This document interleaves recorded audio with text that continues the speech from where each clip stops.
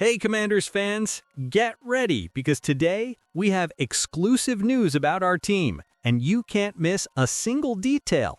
So go ahead and subscribe to the channel, activate the bell to receive everything firsthand, and of course, leave a like to strengthen our fan base and show that we only have true fans here.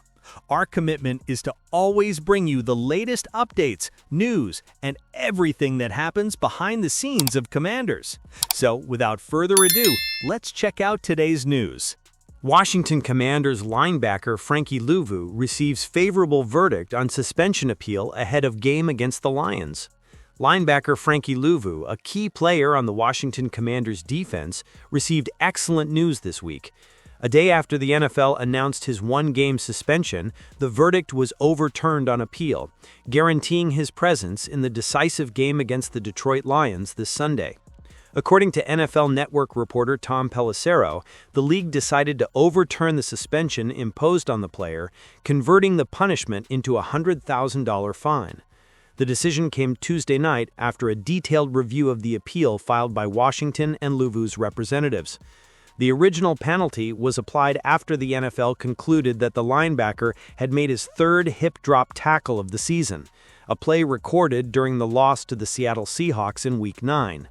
This type of tackle has become one of the most rigorously monitored by the league since it was officially banned in 2024. The technique involves the defender rotating and tackling the opponent while transferring their body weight to the runner's legs, usually resulting in serious injuries. The NFL has emphasized that the goal of the new rule is to protect offensive players and reduce the number of knee and ankle injuries, a topic that has generated considerable debate among athletes and coaches.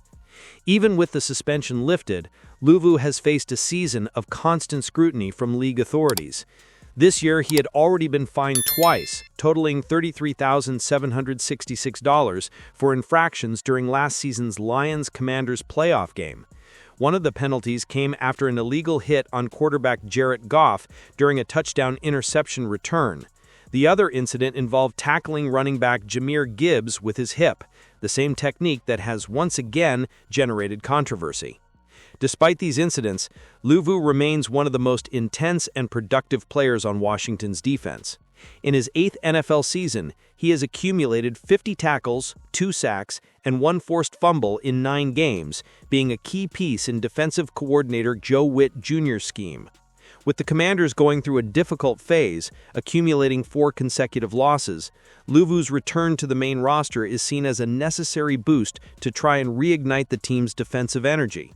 His presence on the field brings not only leadership, but also an aggressiveness that can make a difference against a powerful offense like that of the Detroit Lions. Almost everything that could go wrong for the Washington Commanders did go wrong this season, and star quarterback Jayden Daniels' injury is the most recent example. Coach Dan Quinn took the blame for leaving Daniels on the field until the end of the second half during the crushing home loss to the Seattle Seahawks, which left Washington with a 3-9 record for the season. The quarterback dislocated his elbow and left the field with his arm immobilized, in a scene that served as a microcosm of the Commanders' 2025 campaign after the team secured a spot in the NFC Championship game in January. But Daniels and his team received reasonably good news afterward, that the injury may not end his season. Jayden Daniels' dislocated elbow injury was grotesque, but since it's not the throwing elbow, Tommy John surgery for ulnar collateral ligament reconstruction will not be necessary, sports physician David J. Chow posted on X on November 2nd. The injury does not pose a career risk to the player, and depending on associated injuries, there is a small chance that it will not keep him out for the remainder of the season. Jayden Daniels' return may depend on the Commanders' chances of making the playoffs. ESPN's Jeremy Fowler reported on Wednesday, November 5th, that some of his sources believe Daniels could return before the end of the year. While some people I've spoken to believe the injury may not end his season, the exact timelines are not yet set. The team is not making a hasty decision and wants to do so based on complete information, Fowler wrote. In the short term, the Commanders and Daniels need to decide whether to place him on the injured list, out for at least 4 games, and when exactly he will return.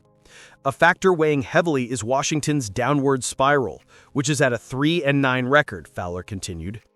Will the Commanders be motivated to put Daniels back in the lineup if the slump continues and the team is far from playoff contention?